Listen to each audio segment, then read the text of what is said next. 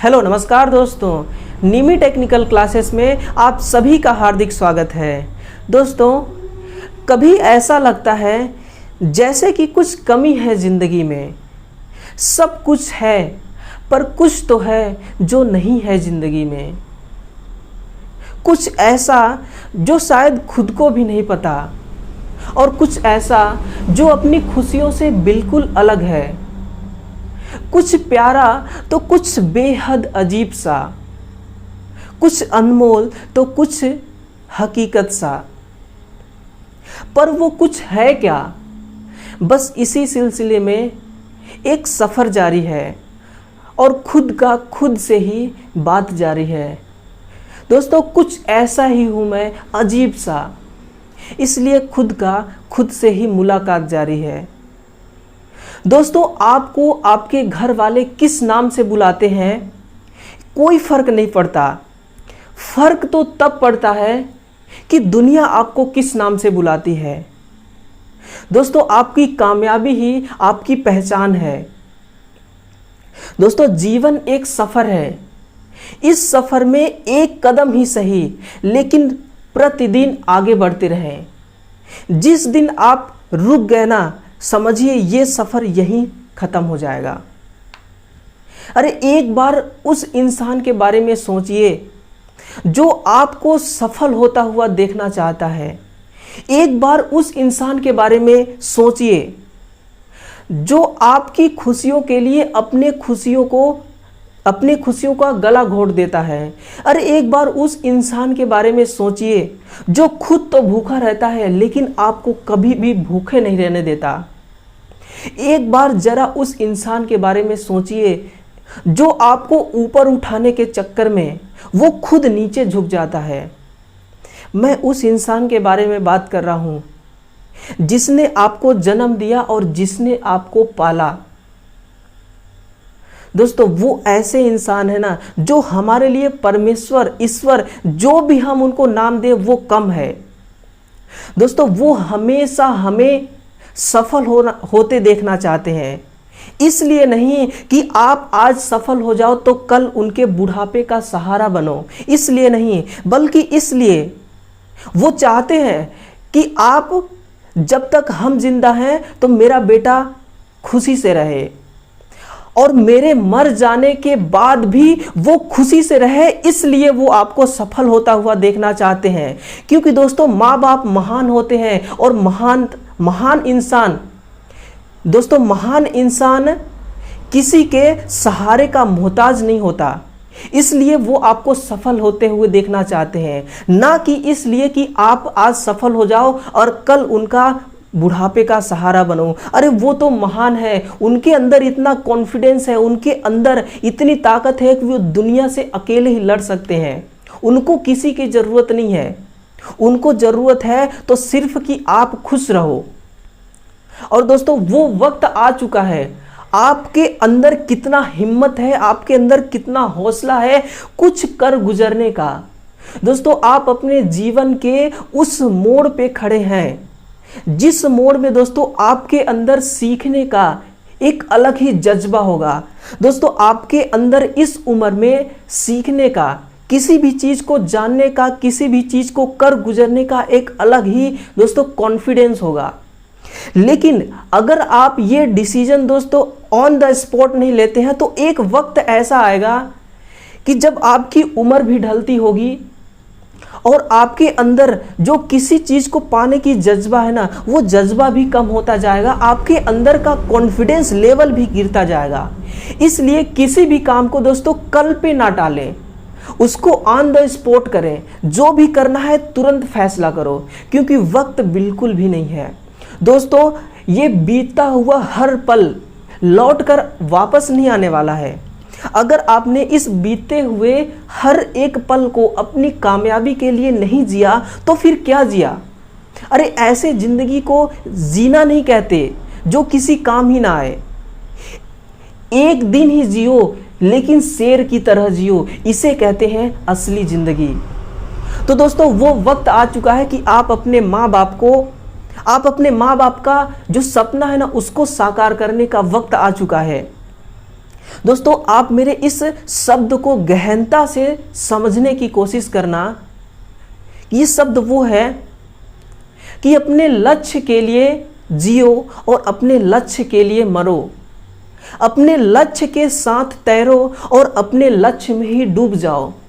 दोस्तों इस शब्द के ना, मेरे द्वारा बोले गए इस शब्द को अपने दिल में उतार के देखिए, आपको इसका मतलब समझ में आ जाएगा, है ना।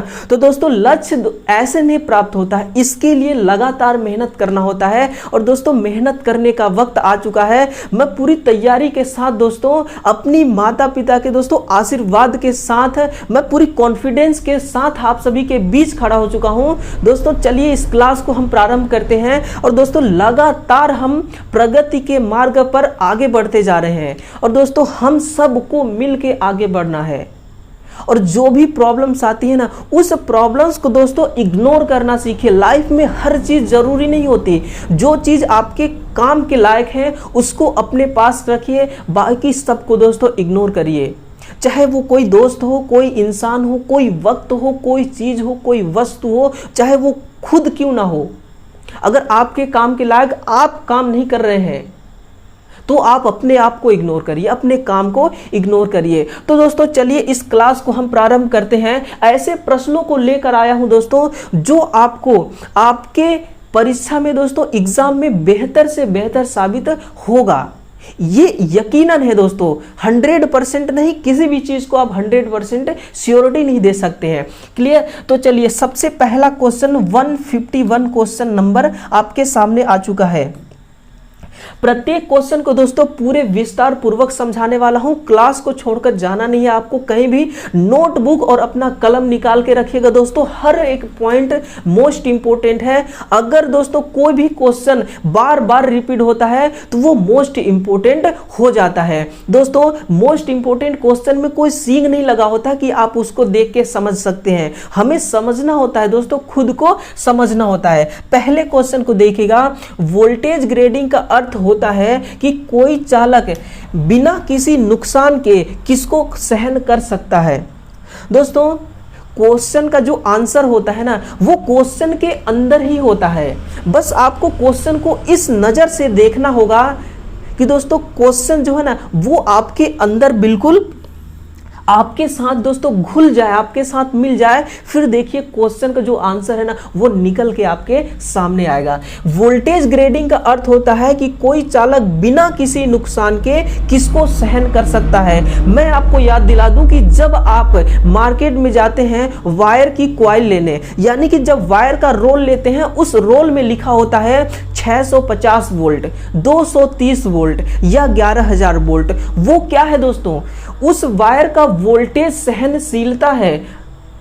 उससे अधिक वोल्टेज अगर देंगे उस वायर को तो वो वायर डेड हो जाएगा, वो वायर खत्म हो जाएगी, जल जाएगी। वही हमसे पूछा है कि जो वोल्टेज की ग्रेडिंग है उसका अर्थ क्या होता है। उसका अर्थ होता है दोस्तों कि जो उस वायर को जो हम वोल्टेज देंगे ना, अगर वोल्टेज ग्रेडिंग से अधिक वोल्टेज देते हैं तो वो वायर समाप्त हो जाएगी। और कौन सी वोल्टेज की बात कर रहा है? वो बात कर रहा है दोस्तों सप्लाई वोल्टेज की। यानी कि किसी वायर को जब हम सप्लाई से कनेक्ट करते हैं तो जो वोल्टेज जाता है उस वोल्टेज रेंज को आपको ध्यान रखना है कि इस वायर का या फिर इस केबल का वोल्टेज ग्रेड रेटिंग कितना है। रेटिंग को देखकर ही आप उसको पावर सप्लाई देंगे, वरना जो वोल्टेज ग्रेडिंग के पार अगर आप वोल्टेज देते हैं तो फिर उस वायर का जो लाइफ टाइम है वो पूरी तरह से समाप्त हो जाएगा। ठीक है ना। तो ऑप्शन नंबर दोस्तों इसका ए क्लियर होगा, सही होगा।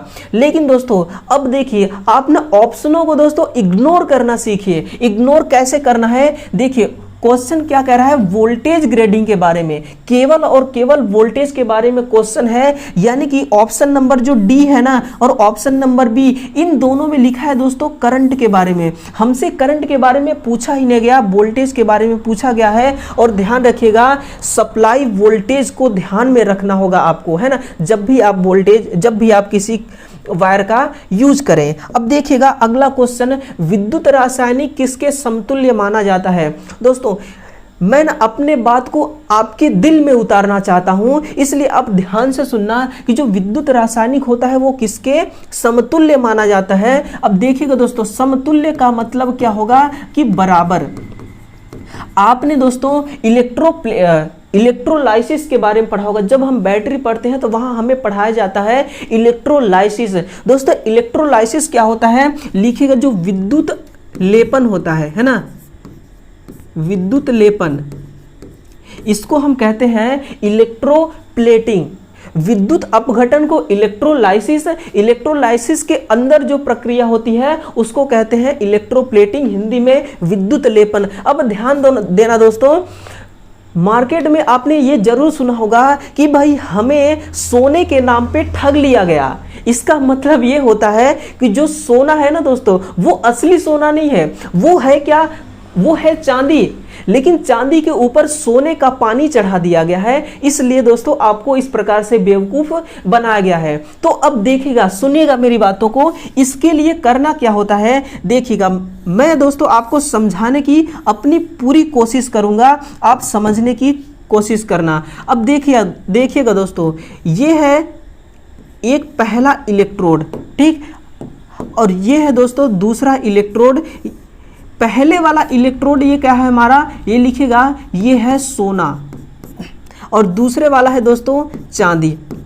अब देखिएगा, सोने और चांदी का टक्कर चल रहा है, यानी कि दोस्तों सोना और चांदी दो इलेक्ट्रोड हैं, और इस जार के अंदर हम इसको रखते हैं। इस जार में दोस्तों विलयन भरा हुआ है इस प्रकार से, और हम इसको बैटरी के साथ में कनेक्ट कर देते हैं कुछ इस प्रकार से। जब बैटरी के साथ में कनेक्ट करते हैं दोस्तों, तो मान लीजिए एग्जाम्पल के लिए कि बैटरी से 1 एम्पीयर का धारा प्रवाहित हो रहा है। एक समय के लिए दोस्तों थोड़ा फ्लैशबैक में चलते हैं कि जो सोना का वजन है ना वो 100 ग्राम है, और जो चांदी का वजन है इसका भी जो वजन है वो 100 ग्राम ही है, दोनों एक समान वजन के हैं। जब हम इस बैटरी से विद्युत धारा प्रवाहित कराएंगे तो करंट प्रवाह होगा, यानी कि दोस्तों करंट और वोल्टेज दोनों साथ में ही प्रवाह होगा। मान लीजिए कि 1 एम्पीयर का धारा प्रवाह होता है, तो 1 एम्पीयर का जब धारा प्रवाह होता है दोस्तों, तो इसमें जो सोना वाला इलेक्ट्रोड है ना, इस सोना वाले इलेक्ट्रोड से जो छोटे छोटे तत्व होंगे, यानी सोने वाले इलेक्ट्रोड का जो छोटा छोटा टुकड़ा होगा, वो निकल के कहां चला जाएगा, वो निकल के दोस्तों आ जाएगा इस चांदी वाले इलेक्ट्रोड के पास, और चांदी वाला जो इलेक्ट्रोड है उसके चारों तरफ चिपक जाएगा। इस विधि को क्या कहते हैं, इसको विद्युत लेपन कहते हैं। अब सुनना दोस्तों, पहले वजन सोने का कितना था, 100 ग्राम, लेकिन ये क्रिया होने के दरमियान कितना बचा, 95 ग्राम, क्योंकि दोस्तों 5 ग्राम कहाँ चला गया, उठ के ये चांदी वाले पे जाके चिपक गया, यानी चांदी का वजन तो 105 ग्राम हो गया और इसका वजन घट के 95 ग्राम हो गया। इसका मतलब हेरा फेरी किसका हुआ है, कितने का हुआ है, 5 ग्राम का।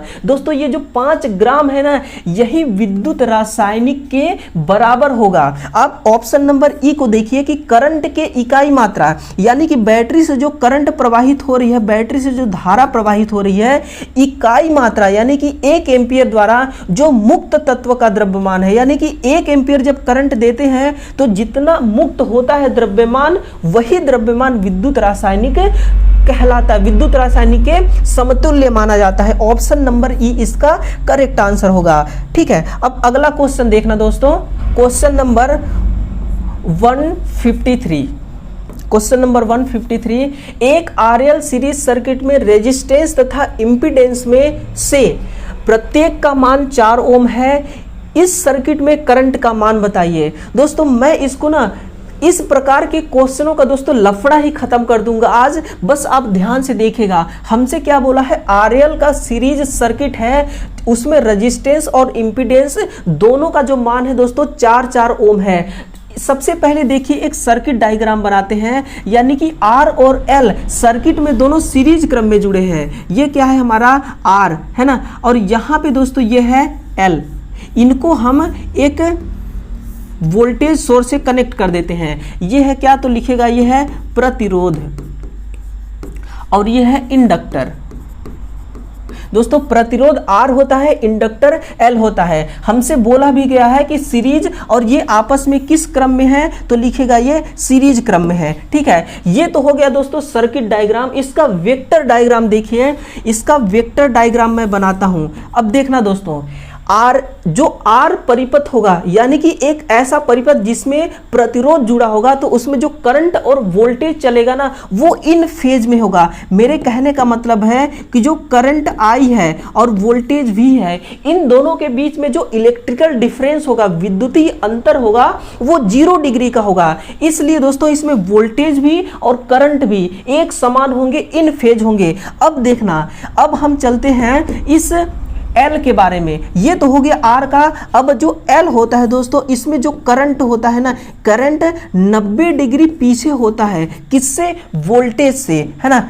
अब हमसे क्वेश्चन क्या कहा गया है कि रेजिस्टेंस और इंपीडेंस दोनों का मान 4 ओम है, यानी कि इनका दोस्तों जो रिजल्टेंट निकलेगा ना, वो बिल्कुल बीचों बीच निकलेगा। अब देखना, पहले कितना था? 90 अंश, पहले कितना था? 90 डिग्री, लेकिन अब कितना हो गया? 45 डिग्री रेजिस्टेंस का और 45 डिग्री इंडक्टेंस का, यानी कि L का, है ना। 45 डिग्री हो गया। अब देखिए दोस्तों, जो करंट है ना, वो वोल्टेज से 45 डिग्री पीछे होगी।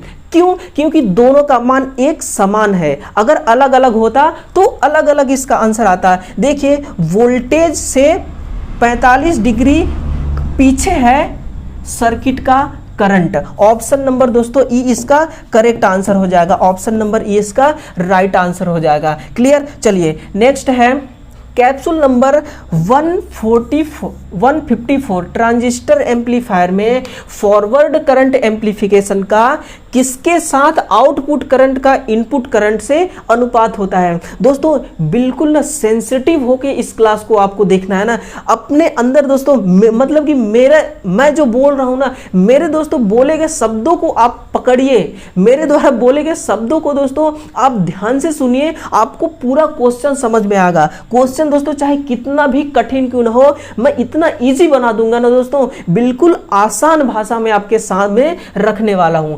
ट्रांजिस्टर एम्पलीफायर में फॉरवर्ड करंट एम्पलीफिकेशन का किसके साथ आउटपुट करंट का इनपुट करंट से अनुपात होता है? दोस्तों पहले हम इस ट्रांजिस्टर एम्पलीफायर के बारे में जानते हैं। दोस्तों जब ट्रांजिस्टर का एम्पलीफिकेशन फैक्टर किया जाता है तो हमें प्राप्त होता है लब्धि, हमें लब्धि प्राप्त होता है। और दोस्तों इस लब्धि को हम क्या कहते हैं? इसको हम गेन कहते हैं। अब देखिएगा, मैं आपको दोस्तों एग्जाम्पल के तौर पे समझाता हूं कि 2 डिवाइस है हमारे पास।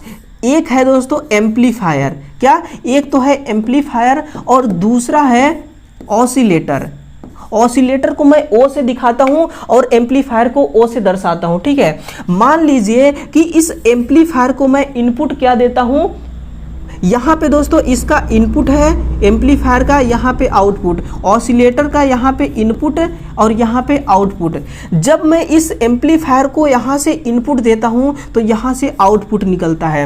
एम्पलीफायर का जो आउटपुट है ना, इस ऑसिलेटर का इनपुट बनाना है, यानी कि इसका जो आउटपुट है एम्पलीफायर का जो आउटपुट है ऑसिलेटर का इनपुट बनाना है। ठीक है ना। तो जो एम्पलीफायर का इनपुट है और ऑसिलेटर का इनपुट है, जो कि एम्पलीफायर का आउटपुट है, इन दोनों का जो बीच का अनुपात होगा ना, इन दोनों का जो बीच का रेशियो होगा, उसी को हम कहेंगे गेन या लब्धि। अब दोस्तों ध्यान से सुनने वाली बात है कि लब्धि का मान हमेशा कितना होता है, तो आप लिखेगा इसका मान हमेशा इकाई होता है। अगर दोस्तों किसी केस में किसी वजह से किसी कारण से अगर लब्धि का मान इकाई से अधिक हो जाता है तो क्या किया जाता है? अब सुनना मेरी बात को, अगर लब्धि का मान इकाई से अधिक हो गया ना, तो इस ऑसिलेटर का जो आउटपुट है ना दोस्तों, इसके आउटपुट के फीडबैक को चेक किया जाता है कि किस वजह से लब्धि का मान इकाई से अधिक हो गया। इस ऑसिलेटर के आउटपुट का जो फीडबैक है दोस्तों, इस फीडबैक का विस्तार पूर्वक एनालाइज किया जाता है कि किस इस वजह से इकाई, इसका मान इकाई से अधिक होता है। अब दोस्तों बहुत आगे चले गए, थोड़ा वापस आइए कि ट्रांजिस्टर एम्पलीफायर में फॉरवर्ड करंट एम्पलीफिकेशन का किसके साथ आउटपुट करंट का इनपुट करंट से अनुपात होता है, तो वो होता है दोस्तों आउटपुट का बंद सर्किट। क्या? आउटपुट का बंद सर्किट के साथ अनुपात होता है आउटपुट करंट और इनपुट करंट का अनुपात। क्लियर? तो ऑप्शन नंबर डी इसका करेक्ट आंसर होगा। दोस्तों इस प्रकार का क्वेश्चन ना अगर आपके सामने आ जाएगा तो आप कंफ्यूजन बिल्कुल मत होना। विद्युत अपघट्य प्रक्रिया के लिए आवश्यक विद्युत धारा कैसी होती है? दोस्तों ये क्वेश्चन ना बार बार घूम के आ रहा है, अलग अलग रूप में आपसे घूम के आ रहा है आपके सामने, यानी कि ये मोस्ट इंपोर्टेंट क्वेश्चन है। दोस्तों इसमें आप डबल स्टार लगाइए, मोस्ट इंपोर्टेंट क्वेश्चन है। दोस्तों अगर आप मेरी बातों को गौर से सुन रहे होंगे तो अभी कुछ ही क्वेश्चन पहले मैंने एक सवाल अभी सॉल्व कराया जिसमें मैंने आपको इलेक्ट्रोप्लेटिंग के बारे में बताया था। किसके बारे में?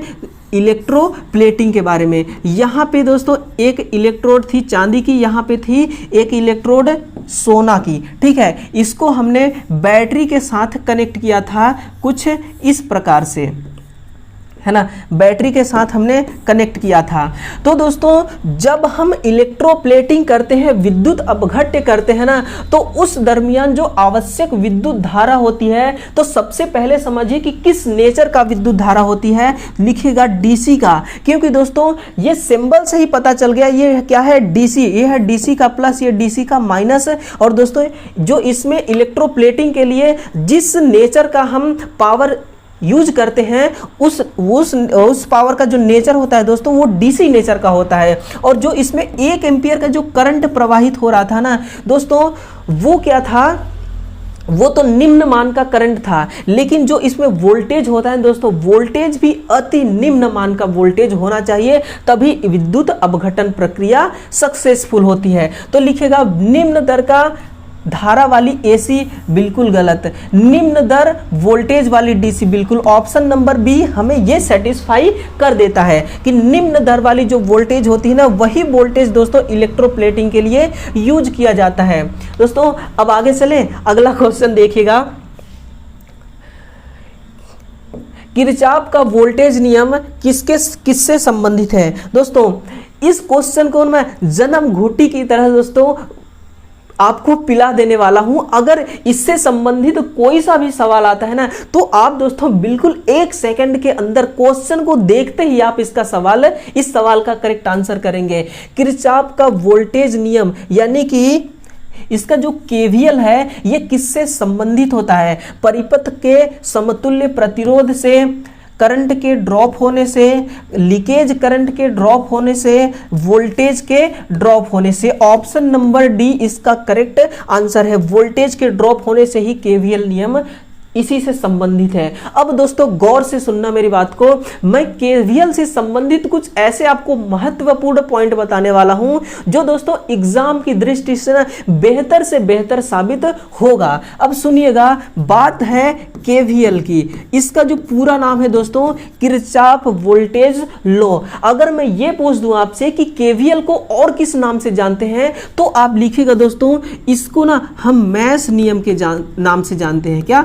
मैश नियम। अब दोस्तों अपने आप को तैयार करके रखिए, मैं आपके सामने वो पॉइंट रखने वाला हूं दोस्तों जो शायद ही जानते होंगे। दोस्तों मैं ऐसा नहीं कहता कि आप नहीं जानते होंगे, लेकिन काफी कम स्टूडेंट जानते होंगे। तो उस पॉइंट को जरा गौर से सुनिएगा कि वो पॉइंट क्या है।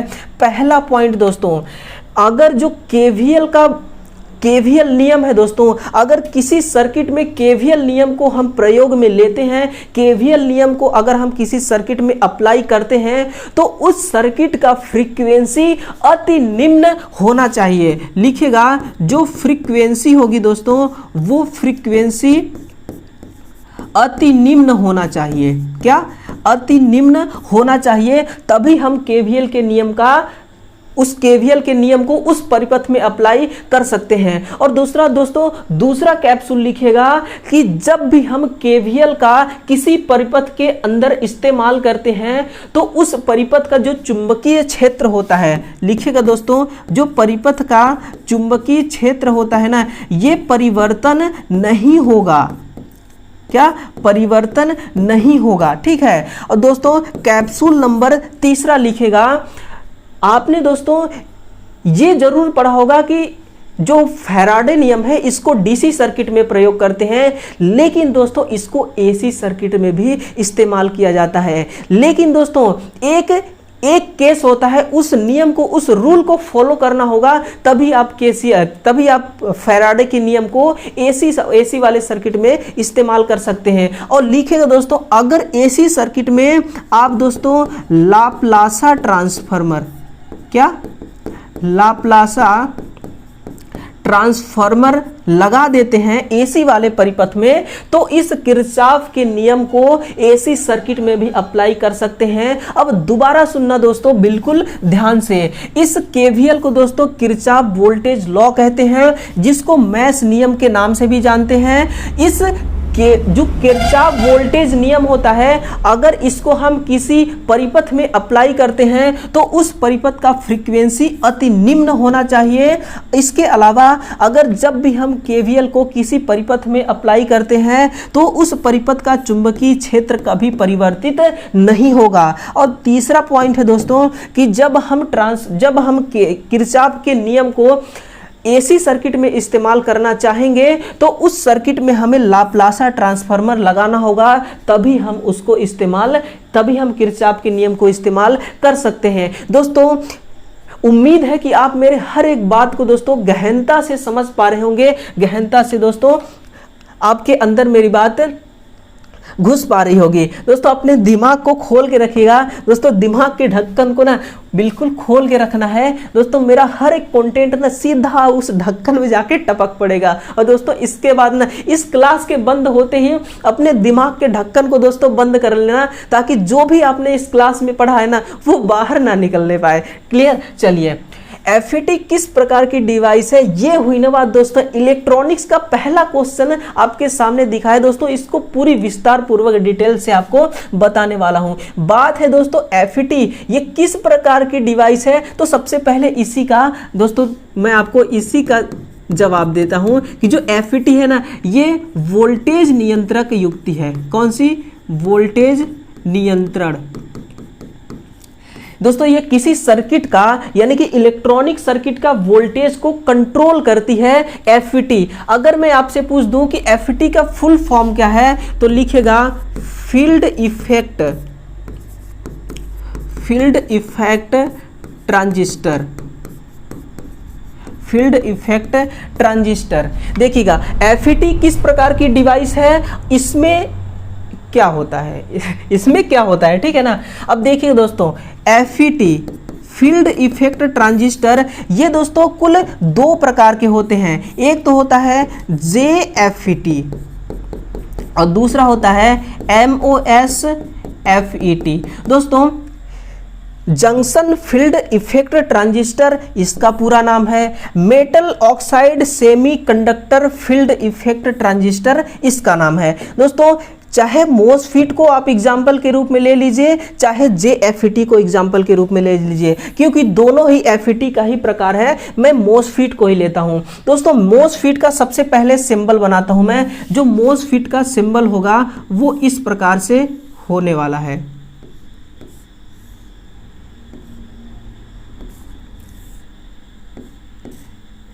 अब दोस्तों मैं आपको याद दिला दूं कि जब आप ट्रांजिस्टर पढ़ते हैं एमीटर बेस कलेक्टर वाला, तो दोस्तों उसमें जो एरो का निशान लगा होता है ना, उस एरो का निशान किस टर्मिनल पे लगा होता है, तो आप बिल्कुल आसान से बता देंगे दोस्तों, बिल्कुल 1 सेकेंड में, कि एमीटर वाले टर्मिनल में एरो का निशान लगा होता है। लेकिन दोस्तों आप अपने दिमाग के ढक्कन को खोल के देखिए दोस्तों कि जो मोसफीट होता है ना, उस मोसफीट में जिस टर्मिनल में एरो का निशान लगा होता है उसको हम सोर्स कहते हैं। क्या? उसको हम एस से लिखते हैं, यानी कि ये क्या है, सोर्स।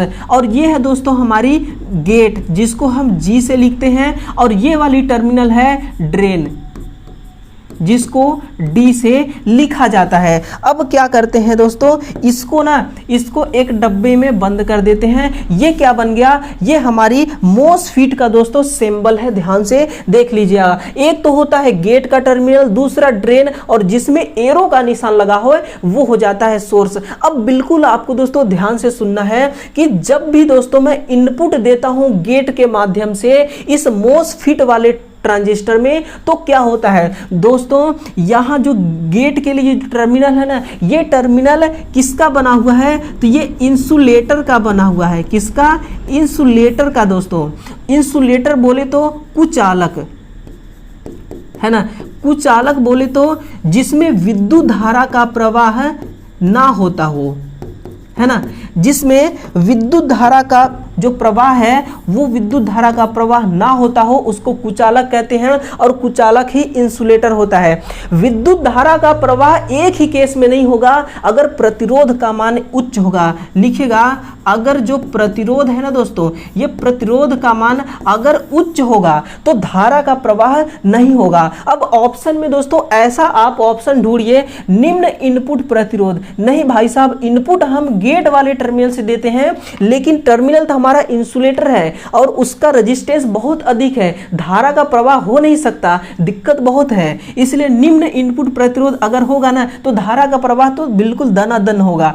उच्च इनपुट प्रतिबाधा, क्योंकि दोस्तों जो प्रतिबाधा है ना, इसका भी मात्रक ओम ही होता है और प्रतिरोध का भी मात्रक ओम ही होता है। इसमें अंतर तो है दोस्तों, लेकिन ये दोनों विद्युत को प्रवाह होने से ही रोकती है, ठीक है ना। तो इस प्रकार से दोस्तों इसका जो करेक्ट आंसर है ऑप्शन नंबर बी होगा कि उच्च इनपुट प्रतिबाधा होगा, क्योंकि जो इसका गेट वाला टर्मिनल है वो कुचालक का है, और दोस्तों कुचालक में कभी भी धारा का प्रवाह नहीं होता है, ठीक है ना। ये हो गया दोस्तों। अब ध्यान दीजिए, अगर मैं आपसे पूछ दूं कि एफईटी ना किस प्रकार की युक्ति है, तो लिखिएगा दोस्तों ये एक दिशीय युक्ति है, एक दिशीय युक्ति है ना।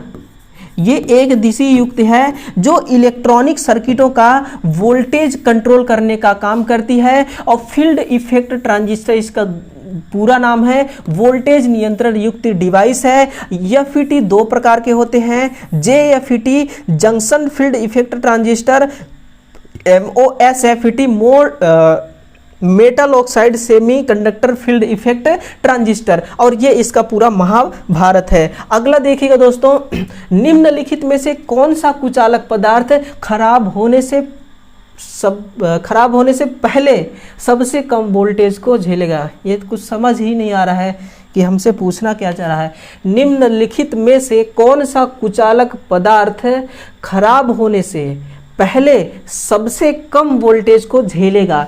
दोस्तों ये बात कर रहा है डाई इलेक्ट्रिक स्ट्रेंथ के बारे में, है ना, डाई इलेक्ट्रिक स्ट्रेंथ। तो जो कागज होता है दोस्तों, नोट कीजिएगा, जो कागज होती है ना, इस कागज की डाई इलेक्ट्रिक स्ट्रेंथ बहुत कम होती है, 1 से लेकर 10 किलो वोल्ट प्रति mm। ये किसका होता है, लिखेगा ये कागज का होता है। ऑप्शन नंबर सी इसका करेक्ट आंसर हो जाएगा। लेकिन दोस्तों अभी हम इसको छोड़ने वाले हैं नहीं। अब देखिएगा, जो क्राउन कांच होता है इसका होता है दोस्तों 12 किलो वोल्ट प्रति mm डाई इलेक्ट्रिक स्ट्रेंथ। और माइका, दोस्तों जो माइका होता है ना, एक तो होता है माइका और एक होता है माइका नाइट। दोस्तों माइका नाइट का तो होता है 20 से लेकर 60 किलो वोल्ट प्रति mm। और लिखेगा, अगर आपसे पूछे कि माइका का बताइए कितना होता है ना, तो आप लिखेगा माइका होता है 20 से लेकर 40 किलो वोल्ट प्रति mm। दोस्तों मुझे कुछ डाउट सा लग रहा है, ये ऊपर नीचे भी हो सकता है, 20 किलो से 40 किलो वोल्ट प्रति mm, ये माइका नाइट का एक बार आप देख लीजिएगा, थोड़ा सा मुझे डाउट सा लग रहा है। और लेदरॉइड पेपर का होता है दोस्तों 12 से लेकर 17 किलो वोल्ट प्रति mm, है ना। ये हो गया लेदरॉइड पेपर का। और खनिज तेल का होता है 10 से लेकर 12 किलो वोल्ट प्रति mm। ये होता है खनिज तेल का, जो ट्रांसफार्मर में ऑयल के रूप में इस्तेमाल किया जाता है, उसी खनिज तेल के बारे में बात हो रही है। दोस्तों इसका जो करेक्ट आंसर है ना, ऑप्शन नंबर सी इसका करेक्ट आंसर होगा। अब देखिएगा अगला क्वेश्चन, एसी परिपथ में इंपीडेंस का व्युत्क्रम क्या होता है। ये हुई ना दोस्तों, ये हुई जानदार क्वेश्चन। मैं आपको दोस्तों पूरा समझाने वाला हूं कि जो एसी परिपथ है, अल्टरनेटिंग सर्किट जो होता है, उसमें इंपीडेंस होता है। इस इंपीडेंस का उल्टा क्या होता है, लिखिएगा दोस्तों। एम्पीडेंस को हम प्रतिबाधा कहते हैं। क्या, इसको प्रतिबाधा कहते हैं। और जो इसका उल्टा होता है ना, इसका उल्टा दोस्तों प्रवेश्यता होती है, प्रवेश्यता। ठीक है, मैं बराबर लिख रहा हूं, आप समझ जाएगा। प्रतिबाधा का उल्टा प्रवेश्यता। प्रतिबाधा को दोस्तों इंग्लिश में इंपीडेंस कहते हैं, इंपीडेंस। और प्रवेश्यता को दोस्तों एडमिटेंस, एडमिटेंस। ठीक है, अब देखिएगा फ्लक्स के बारे में एक नज़र डालते हैं कि फ्लक्स दोस्तों ये धारा का उल्टा होता है। यानी कि फ्लक्स किसका उल्टा है, ये करंट का उल्टा होता है। ठीक है, इलास्टेंस जो होता है ये होता है कैपेसिटेंस का उल्टा, कैपेसिटेंस का उल्टा। और परमिएंस होता है दोस्तों, परमिएंस किसका उल्टा होता है, रिलक्टेंस का। परमिएंस रिलक्टेंस का उल्टा होता है। और रिलक्टेंस किसका उल्टा है, तो आप लिखेगा ये रेसिस्टेंस का, है ना, प्रतिरोध का। रेजिस्टेंस का उल्टा होता है रिलक्टेंस, रिलक्टेंस का उल्टा होता है परमिएंस। और प्रवेश्यता तो दोस्तों एडमिटेंस हो गया, जो कि प्रतिबाधा का उल्टा होता है। और महो सीमेंस ना, ये प्रवेश्यता की मात्रक होती है दोस्तों। महो सीमेंस प्रवेश्यता की यूनिट होती है दोस्तों। ऑप्शन नंबर 159 का जो करेक्ट आंसर है ना, वो होगा ऑप्शन नंबर डी, इसका करेक्ट आंसर होगा। अब देखिएगा दोस्तों, इस क्लास का विदाई आ चुका है, यानी कि इस सवाल के बाद दोस्तों ये क्लास स्थगित कर दी जाएगी, ये क्लास समाप्त हो जाएगी। दुख की बात है दोस्तों, हमें बहुत अच्छा लगता है जब हम सवालों को सॉल्व करने लगते हैं। दोस्तों सवालों से ना आप एक लगाव रख लीजिए, एक रिलेशन बना लीजिए दोस्तों, वो भी प्यार वाली रिलेशन, मोहब्बत वाली रिलेशन। दोस्तों जब आपको किसी चीज़ से मोहब्बत हो जाती है ना, तो आपका लगाव बढ़ जाता है, उसके प्रति जो आकर्षक होता है ना, वो आकर्षक बढ़ जाता है दोस्तों। तो क्वेश्चनों के प्रति भी आप अपना आकर्षक बनाइए, क्योंकि यही दोस्तों, यही वो चीज है जो आपको कामयाबी दिला सकता है, बाकी और कुछ भी नहीं है, बाकी तो सब मोह माया है।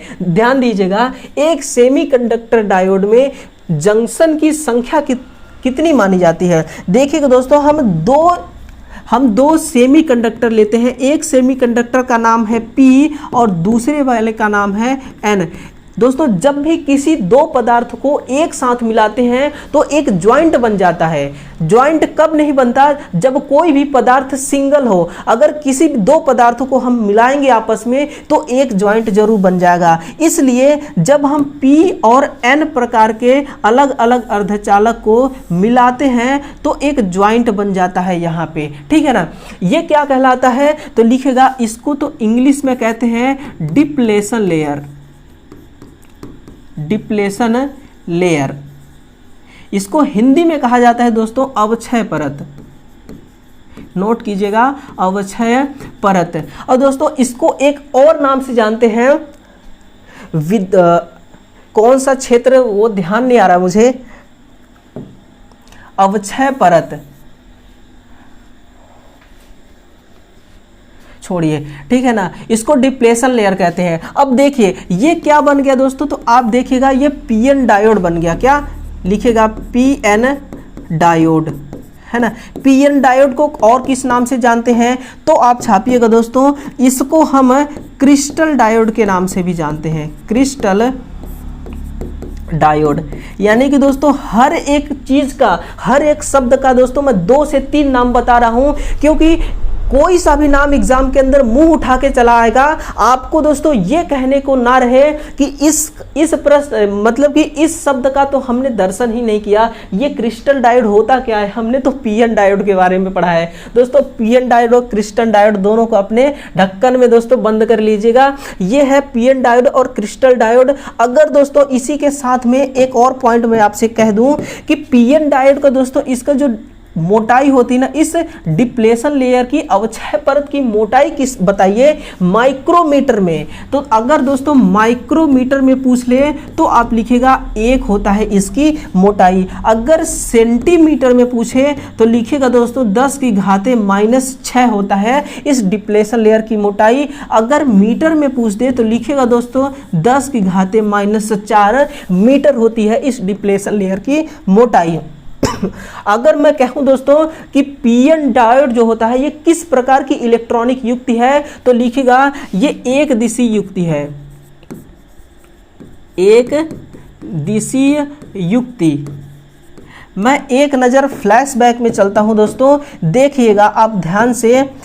पीएन डायोड इस प्रकार का होता है ना, ये क्या है, पीएन डायोड। अब देखिएगा दोस्तों ये जो पीएन डायोड है ना, जिस चीज को, जिस एरिया को मैं पूरी तरह से दोस्तों रेड कर रहा हूं, ये एरिया आपको, ये सिंबल आपको क्या बताना चाह रही है, तो आप देखिएगा दोस्तों ये हाथी के सूंड की तरह जो आगे बढ़ा हुआ है ना, ये क्या बता रहा है, ये डायरेक्शन को बता रहा है। किसके डायरेक्शन को, धारा के, कि जो विद्युत धारा है वो किस दिशा में बह रहा है, केवल एक ही दिशा में बह रहा है, इसलिए ये एक दिशीय युक्ति है। अगर मैं पूछ दूं कि ये सर्किट में काम क्या करती है, तो आप लिखेगा ये भी वोल्टेज को कंट्रोल करती है, वोल्टेज को नियंत्रित करती है। तो दोस्तों जो इसका करेक्ट आंसर है वो मुझे बताने की जरूरत नहीं है, क्योंकि इसमें जो डिप्लेशन लेयर है ना, इसी को कहते हैं जंक्शन। और दोस्तों लीजिए बाके बिहारी लाल का नाम, ऑप्शन नंबर ए ही इसका करेक्ट आंसर हो जाएगा। तो दोस्तों इस प्रकार से हमने 10 क्वेश्चनों को दोस्तों बड़ा मजा आया इनको सॉल्व करने में, है ना। दोस्तों सारे क्वेश्चन अपने आप में दोस्तों 10 से 5 क्वेश्चनों को टक्कर देते हैं। अब देख लीजिए दोस्तों 1 2 3 4 5 6 7 8 और 9 दोस्तों एक सवाल के अंदर 9 सवाल उपस्थित हैं। अब कितना महत्वपूर्ण प्रश्न है दोस्तों, ये अति महत्वपूर्ण प्रश्न है ना। तो चलिए दोस्तों इस क्लास को यहीं पे खत्म करते हैं। और दोस्तों खत्म करने से पहले ना मैं आपको एक मोटिवेशन देना चाहता हूं, और शायद इससे बड़ा मोटिवेशन मेरे पास और कुछ हो भी ना, कि दोस्तों आप अपने से बड़ों का ना हमेशा आदर करें दोस्तों, अपने माता पिता का हमेशा सम्मान करें, क्योंकि दोस्तों ये तो हकीकत है, एक दिन हर किसी को मर जाना है, चाहे वो हमारे माँ बाप हो, चाहे वो हम हो। दोस्तों ये दुनिया का हकीकत है, ठीक ना, ये सबका हकीकत है दोस्तों कि कोई जिंदा नहीं रहेगा, हर कोई मर जाएगा, चाहे हम हो या कोई हो। इसलिए दोस्तों जब तक वो हैं हमारी नज़रों के सामने, उनको इतना रिस्पेक्ट दो दोस्तों, इतना सम्मान दो ना कि वो अपने आप को दोस्तों गौरव फील करें, अपने आप को ना ऐसा महसूस करें कि हमने एक ऐसे इंसान को जन्म दिया है जो दोस्तों हमें भगवान समझता है। इसलिए दोस्तों हमेशा अपने माता पिता का आशीर्वाद लें और दूसरों का दोस्तों एक सज्जन व्यक्ति बनकर रहें। तो चलिएगा दोस्तों इस क्लास को यहीं पे समाप्त करता हूं, और फिर से दोस्तों मैं कल सुबह फिर से आपके सामने दोस्तों फिर से 7 बजे खड़ा होता हुआ मिलूंगा, क्योंकि दोस्तों मेरी आदत ही है, मैं इंसान ही कुछ अलग ही टाइप का हूं दोस्तों, है ना।